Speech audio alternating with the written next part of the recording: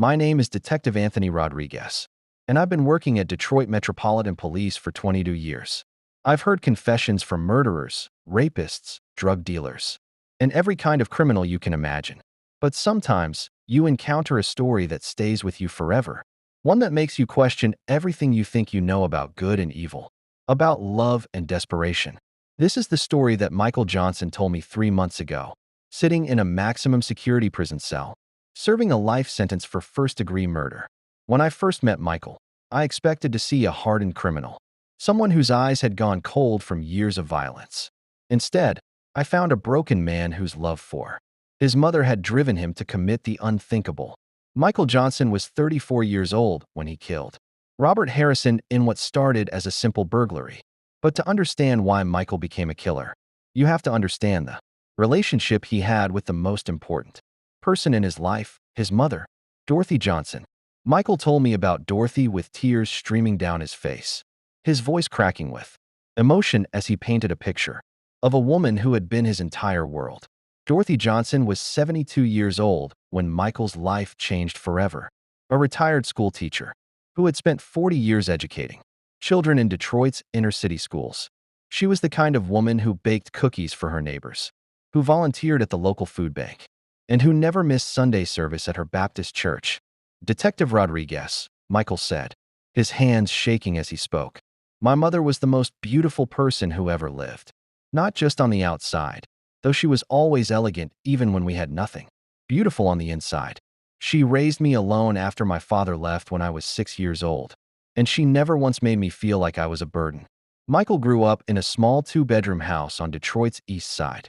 Dorothy worked 2 jobs to support them, teaching during the day and cleaning office buildings at night. Michael remembered waiting up for her to come home, doing his homework at the kitchen table, while she graded papers and prepared lessons for the next day. She never complained, Michael told me, wiping his eyes with the back of his hand.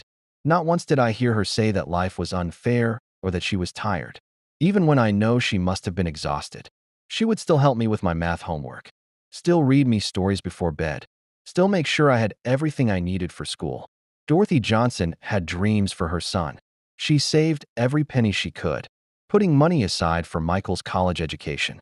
She wanted him to become a doctor or a lawyer, something respectable that would give him the opportunities she never had. And Michael tried to live up to her expectations. Michael was a good student, graduating high school with honors and earning a scholarship to Wayne State University. He studied business administration, working part-time jobs to help support himself and contribute to the household. After graduation, he found a job at a small accounting firm. Nothing glamorous, but steady work that made his mother proud. The day I graduated from college, Michael said, my mother cried so hard I thought she might faint. She kept saying my baby did it. My baby did it. She was so proud, telling everyone at church about her son, the college graduate. It was the happiest day of my life, seeing her that happy. For several years, life was good for Michael and Dorothy. Michael got promoted at work, earning enough money to move them to a better neighborhood. He bought Dorothy a new car, took her on vacation to Florida, and made sure she had everything she needed. Dorothy retired from teaching at 65, and Michael was financially secure enough to support both of them comfortably. But when Dorothy was 68 years old, things began to change in subtle ways that Michael initially dismissed as normal aging. At first, it was little things, Michael explained. She would forget where she put her glasses, or she would start to tell me a story she had already told me that morning. I thought it was just getting older, you know? My grandmother had been forgetful too. But the episodes became more frequent and more concerning. Dorothy would get lost driving to places she had been going to for decades.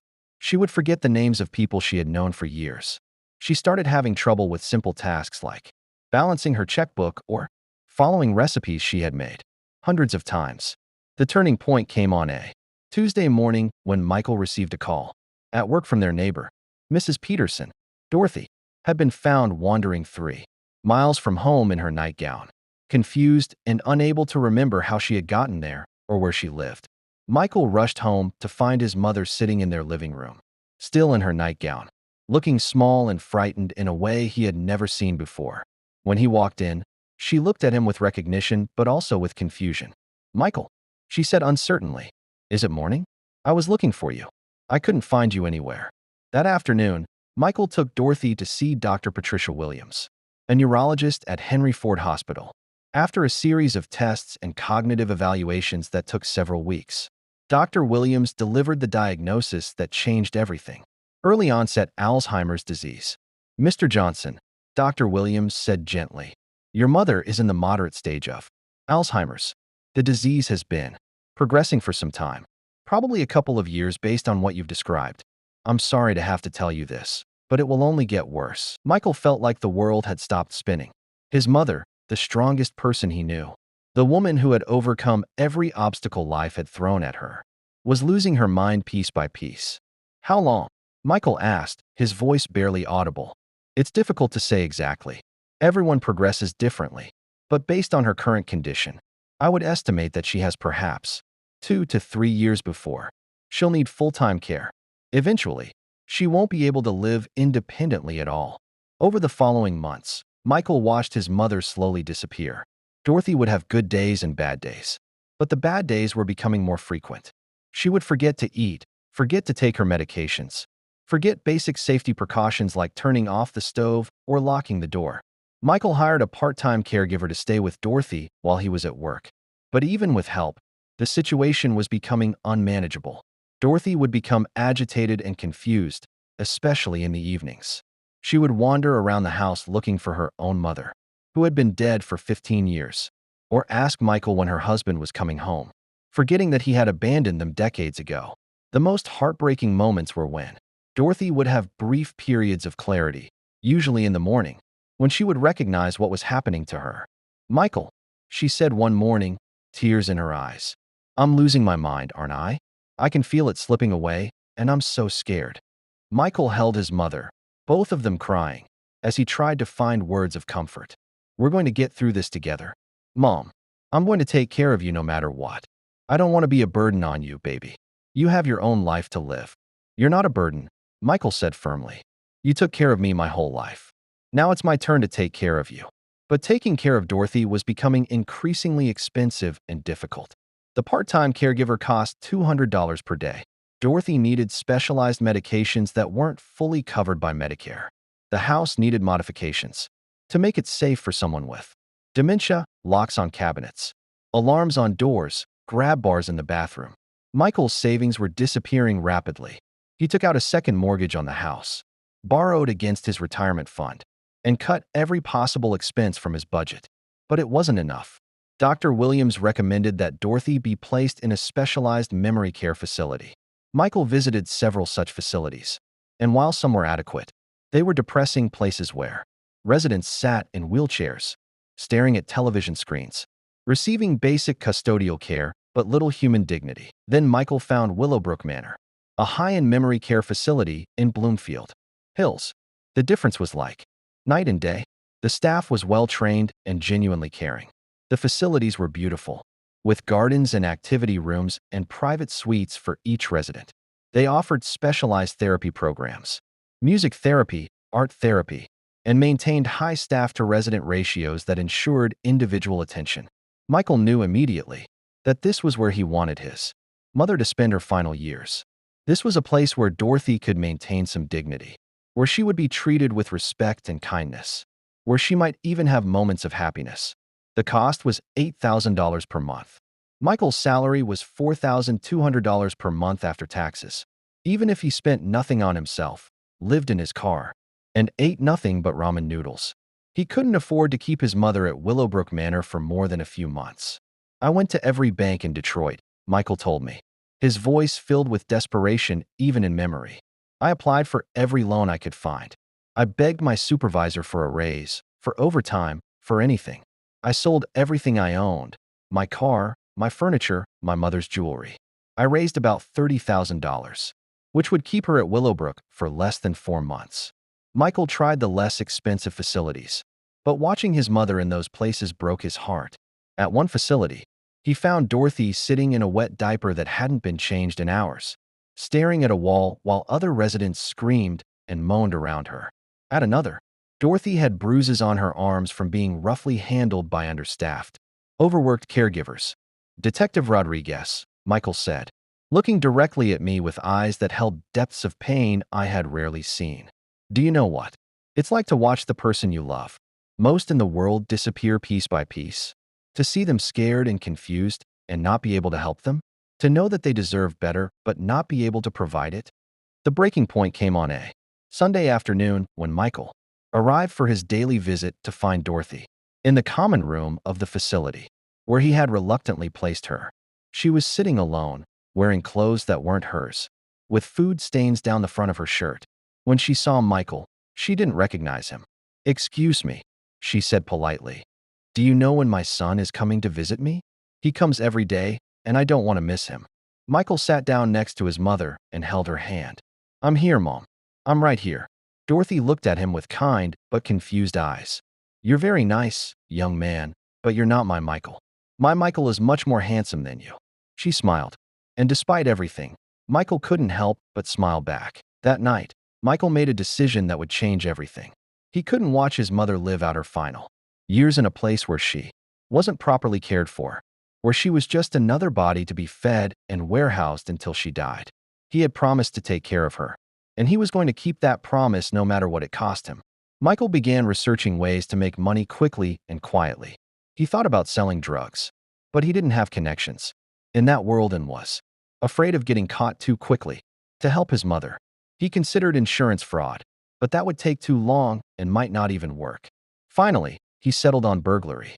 Michael reasoned that wealthy people had insurance, that they wouldn't miss items that represented a fraction of their net worth, and that if he was careful and targeted the right houses, he could make enough money to pay for his mother's care without hurting anyone. "I know how that sounds," Michael said to me. "I know it sounds like I was trying to justify crime, trying to make myself feel better about what I was planning to do. But Detective Rodriguez, I was desperate. My mother was dying, and she was suffering, and I couldn't protect her anymore with legal means." Michael spent weeks planning his first burglary. He drove through wealthy neighborhoods, noting which houses appeared to be empty during certain times of day. He researched security systems, studied police patrol schedules, and learned everything he could about how to break into homes without leaving evidence. The first house he targeted belonged to a pharmaceutical executive who was traveling in Europe for 3 weeks. Michael had learned about the trip by overhearing the man's wife talking on her cell phone in a restaurant. The house was in a gated community, but Michael had observed that the security guard often left his post to walk the perimeter. On a Tuesday night in November, Michael broke into the house through a basement window. His heart was pounding so hard he thought it might explode, but he forced himself to focus on why he was there. This wasn't about greed or thrill-seeking. This was about love, about keeping a promise to the woman who had sacrificed everything for him. Michael took jewelry, electronics, and cash, items that would be easy to sell and difficult to trace. The total value was approximately $75,000, enough to pay for nearly 10 months of care at Willowbrook Manor. As Michael prepared to leave the house, he found himself in the family room, looking at photographs on the mantelpiece. There were pictures of children, graduation ceremonies, family vacations. For a moment, he felt sick with guilt. These were real people whose lives he was violating, whose sense of security he was destroying. But then he thought about Dorothy, about the bruises on her arms and the food stains on her shirt, about the promise he had made to take care of her. He took the stolen items and left. The next morning, Michael moved his mother to Willowbrook Manor. When Dorothy saw her new room, with its large window, overlooking a garden and its comfortable furniture and personal touches, she smiled, one of her rare moments of clarity in those days. "It's beautiful, Michael," she said. "Thank you for taking such good care of me." Those words almost broke Michael's resolve. He had expected to feel guilty about the burglary, but he hadn't expected the guilt to be mixed with such profound relief and gratitude that his mother was finally somewhere she would be treated with dignity. "I told myself it was just going to be once," Michael said to me. "Just that one house, just enough money to get Mom settled somewhere good. I thought maybe I could find a way to pay for the ongoing costs legally, maybe get a second job or find a better paying position somewhere. But $75,000 doesn't last long when you're paying $8,000 per month for memory care, especially when there are additional costs for medications, special care, and the thousand little things that Dorothy needed." After 9 months, Michael was facing the same impossible situation again. This time, it was easier to make the decision to commit another burglary. Michael had gotten away with the first one cleanly, and his mother was thriving at Willowbrook Manor. The staff there genuinely cared about Dorothy, engaging her in activities, helping her maintain her dignity, treating her like a human being rather than just another patient. The second burglary was at a mansion in Grosse Pointe, owned by a real estate developer who was known to keep large amounts of cash in his home safe. Michael had learned about this from one of the developer's employees, whom he had befriended at a bar and carefully questioned over several weeks. This burglary netted Michael $120,000, enough to keep Dorothy at Willowbrook for another 15 months. But it also made Michael realize something troubling about himself. He was good at this, and it was getting easier each time. Michael Johnson had crossed a line that he never thought he would cross, telling himself it was temporary, that it was for love, that it was justified by circumstances beyond his control. He had no way of knowing that his third and final burglary would end with him taking a life, destroying not just his own future, but crushing the very woman he was trying to protect. The descent from devoted son to cold-blooded killer had begun, driven by the most powerful force in the human heart, a child's love for his parent. By the time Michael Johnson committed his third burglary, 18 months had passed since Dorothy had been placed at Willowbrook Manor. In that time, Michael had convinced himself that he had found a sustainable, if morally questionable, solution to his mother's care. He had committed 2 successful burglaries, stolen over $195,000 worth of goods and cash. And most importantly, his mother was receiving the kind of care that allowed her to maintain dignity. In her final years, Dorothy's condition had continued to deteriorate, as Dr. Williams had predicted, but the progression seemed slower at Willowbrook. The staff's specialized training in dementia care, the structured activities, and the peaceful environment all contributed to Dorothy having more good days than Michael had dared to hope for. "Detective Rodriguez," Michael said, his voice growing softer as he talked about his mother's time at Willowbrook. She was happy there, as happy as someone with Alzheimer's can be. The staff knew her favorite songs from when she was young, and they would play them for her. They knew she had been a teacher, so they would bring her children's books to read, even when she couldn't really understand them anymore. They treated her like she was their own grandmother. Michael had established a routine that felt almost normal. He would visit Dorothy every evening after work, usually staying for dinner and spending time with her until she went to sleep. On weekends, he would take her to the facilities garden, where they would sit together and he would tell her stories about their life together, even though she rarely remembered them from one day to the next. During Dorothy's lucid moments, which became increasingly rare, she would sometimes ask Michael how he was able to afford such an expensive place on his accountant's salary. Michael would deflect the question, telling her not to worry about money, that everything was taken care of. "The hardest part," Michael told me, "wasn't the guilt about stealing. I had made my peace with that. The hardest part was lying to my mother about how I was paying for her care. She had raised me to be honest, to work hard for everything I had. And here I was funding her final years through crime. But I told myself that the lie was kinder than the truth." Michael's third target was chosen more carefully than the previous 2.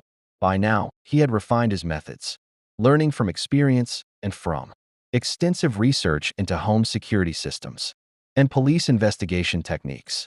He had also established relationships with fences who could move stolen goods quickly and quietly. The target was Robert Harrison, a 58-year-old investment banker who lived alone in a mansion in Birmingham, one of Detroit's wealthiest suburbs. Harrison had recently gone through a messy divorce, that the house was empty most evenings while Harrison worked late at his downtown office. Michael had been watching Harrison's house for 3 weeks, noting patterns and routines. Harrison typically left for work at 7:30 a.m. and didn't return until after 9 p.m. The house had a sophisticated alarm system, but Michael had observed the landscaping crew entering a code to disable the system while they worked, and he had been able to read the sequence from his vantage point across the street. On the night of March 15th, Michael entered Harrison's house through a side door that led to the garage. The alarm system deactivated exactly as expected, and Michael found himself in a house that was even more opulent than his previous targets.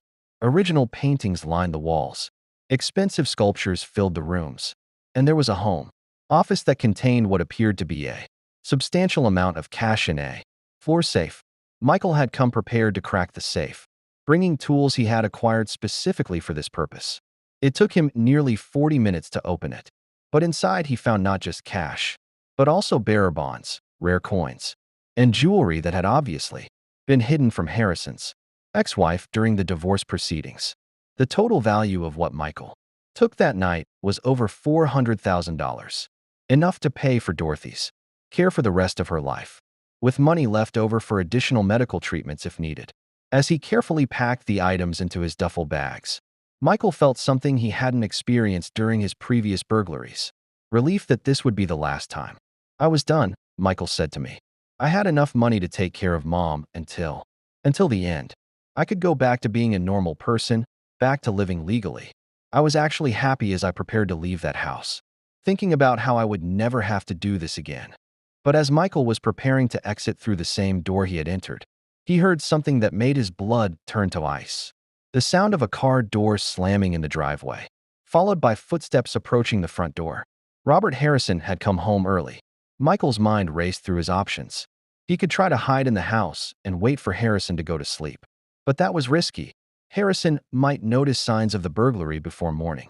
He could try to escape through a back door or window, but he would have to cross areas of the house where Harrison might see him.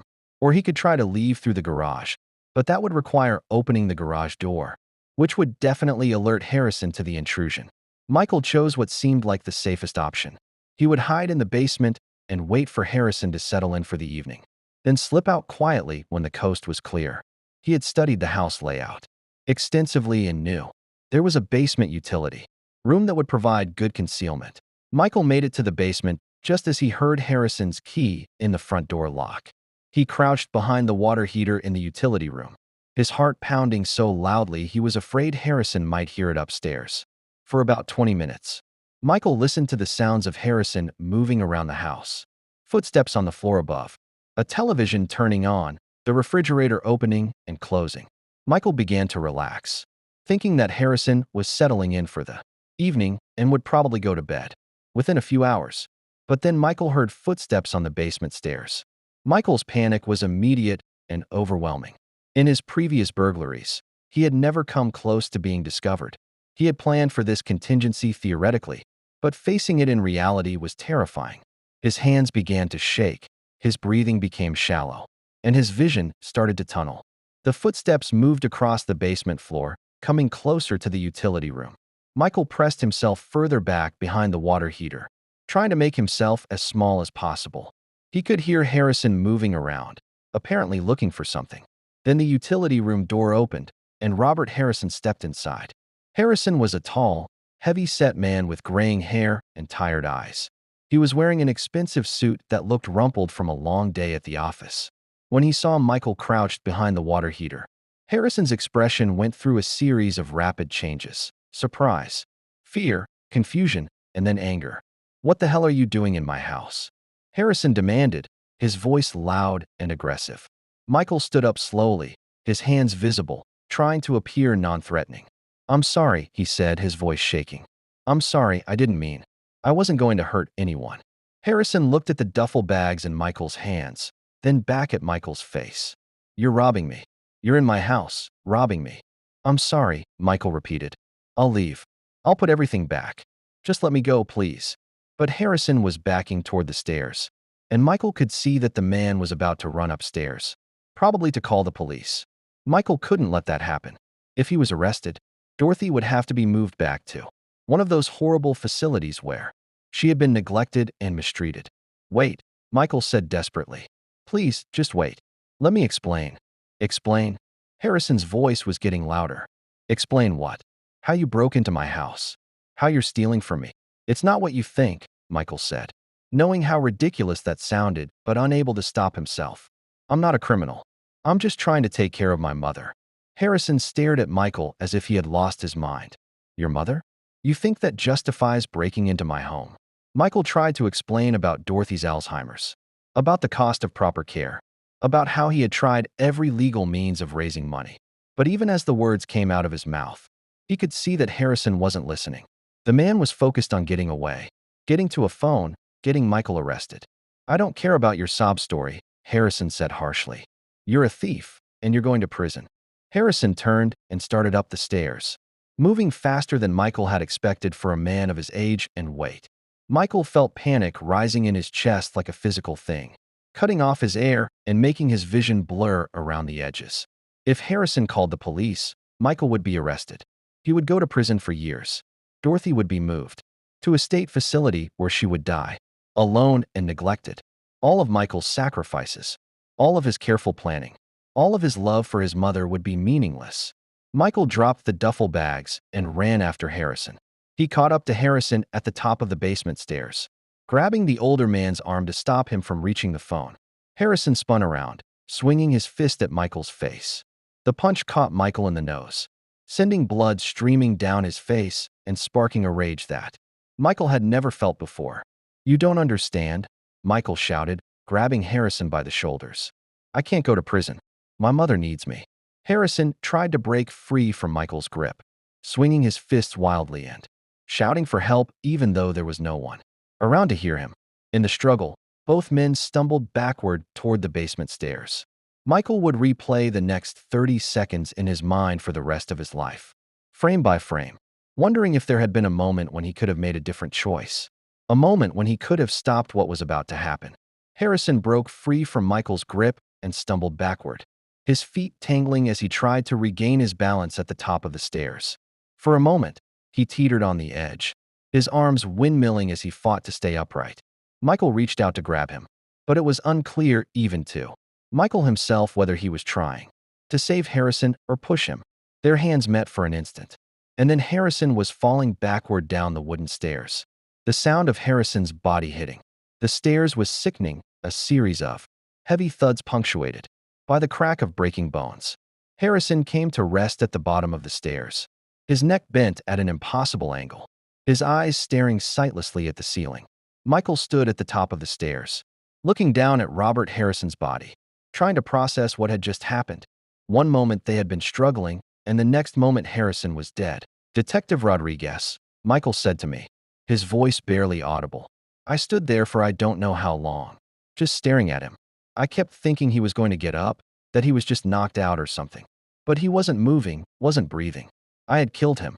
Michael's first instinct was to call 911, to report the accident and explain what had happened. But as he stood there looking at Harrison's body, the reality of his situation began to sink in. He was a burglar who had been caught in the act. Harrison was dead as a result of a struggle with Michael. Even if Michael claimed it was an accident, even if he told the truth about trying to grab Harrison to keep him from falling, who would believe him? Michael would be charged with felony murder at minimum, possibly first-degree murder. He would spend the rest of his life in prison, and Dorothy would be moved to a state facility within days of his arrest. "I thought about my mother," Michael said, tears flowing freely down his face. "I thought about her sitting in that horrible place, wondering why I wasn't coming to visit her anymore. I thought about her dying alone and confused, with nobody who knew her favorite songs or remembered that she used to be a teacher." Michael made a decision that completed his transformation, from devoted son to cold-blooded criminal. Instead of calling for help, he decided to cover up Harrison's death and make it look like the man had never come home that evening. Michael spent the next 4 hours staging the scene. He moved Harrison's car to a parking garage downtown, wiping it clean of fingerprints and leaving it where it would eventually be found by police. He cleaned up all signs of the struggle in Harrison's house, including his own blood from where Harrison had punched him in the nose. Most grotesquely, Michael moved Harrison's body to the man's home office and positioned him in his desk chair, making it appear that Harrison had died of natural causes while working late. Michael even went so far as to turn on Harrison's computer and pull up work documents, creating the illusion that Harrison had been reviewing files when he suffered what appeared to be a heart attack or stroke. The stolen items Michael packed into his car, along with anything else that might indicate a burglary had taken place. He cleaned every surface he had touched, checked and double-checked for any evidence of his presence. By dawn, Michael had created what he thought was the perfect cover-up. Harrison would be found in a few days when he failed to show up for work, and investigators would conclude that he had died alone of natural causes. Michael would have enough money to pay for Dorothy's care for the rest of her life, and no one would ever know what had really happened. I drove straight from Harrison's house to Willowbrook Manor, Michael told me. I sat in the parking lot for an hour, just trying to process what I had done. I had killed a man, not in self-defense, not in a moment of passion, but in a calculated attempt to protect my ability to steal from him. I was a murderer. But when Michael walked into Dorothy's room that morning, she looked up at him with one of her rare moments of recognition and smiled. "Michael, my beautiful boy," she said, reaching out to touch his face. "You look tired. Are you working too hard? You don't need to work so hard for me." Michael broke down crying, falling to his knees beside his mother's bed and sobbing into her lap. Dorothy, in her confusion, thought he was crying about something at work and comforted him the way she had when he was a child, stroking his hair and telling him everything would be all right. For 3 weeks, Michael's plan seemed to work perfectly. Harrison's body was discovered when he failed to show up for important meetings. The police investigated briefly but concluded that Harrison had died of a massive stroke while working in his office. There was no sign of foul play, no indication that anything had been stolen, no reason to suspect anything other than death by natural causes. Michael used the stolen money to set up a trust fund that would pay for Dorothy's care indefinitely. He even made anonymous donations to Alzheimer's research, trying to do something positive with the blood money he had acquired. But Michael's guilt was eating him alive. He couldn't sleep, couldn't eat, couldn't concentrate at work. Every time he looked at his mother, he thought about Robert Harrison's lifeless eyes staring up at him from the bottom of those stairs. The worst part, Michael said, was that Mom was having more good days than she'd had in months.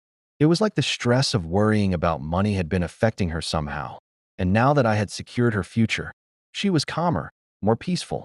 She would tell me stories about teaching school, about raising me as a single mother, about how proud she was of the man I had become. And I was sitting there knowing that I was a killer. 3 weeks after Harrison's death, Michael made a decision that surprised even him. He walked into the Detroit Metropolitan Police Station and confessed to the murder. "I couldn't live with it anymore," Michael explained. "I had killed an innocent man, a man who was just trying to protect his own home. Yes, I did it to save my mother, but that didn't make it right. Harrison had a life, had people who cared about him, had the right to live, without some stranger breaking into his house and taking that away from him." The confession created a sensation in the Detroit media. Here was a man who had committed what appeared to be the perfect crime, who could have lived the rest of his life without being caught, choosing instead to turn himself in and accept responsibility for his actions. Michael's trial lasted 2 weeks. His attorney argued for manslaughter, claiming that Harrison's death had been accidental, and that Michael had only covered it up out of panic. The prosecution pushed for first-degree murder, arguing that Michael had entered Harrison's house with the intention of committing a felony and that Harrison's death was a foreseeable consequence of that decision. The jury deliberated for 18 hours before returning a verdict of second-degree murder. Michael was sentenced to life in prison, with the possibility of parole after 25 years. Dorothy Johnson died 6 months after Michael's conviction, still in the beautiful room at Willowbrook Manor that her son's crimes had paid for. The trust fund Michael had established ensured that she received the best possible care until the very end. Michael was not allowed to attend his mother's funeral. Detective Rodriguez, Michael said as our interview drew to a close. "People ask me if I regret what I did. The honest answer is that I don't know. My mother died peacefully, surrounded by people who cared about her, in a place where she was treated with dignity and respect. If I hadn't done what I did, she would have died alone and neglected in some horrible state facility." Michael paused, looking down at his hands, which were clasped tightly in his lap. "But I also took a man's life." Robert Harrison was 58 years old. He had children who loved him, grandchildren who will grow up without knowing him. He had a right to live, and I took that away from him because I was too desperate and too cowardly to accept that sometimes. Life gives us impossible choices, with no good answers. Michael looked up at me, and I saw in his eyes a pain that would never fully heal. I became a killer because I loved my mother too much to watch her suffer. But in saving her from suffering, I created suffering for other people. I destroyed Harrison's family the same way I was trying to protect my own. The love that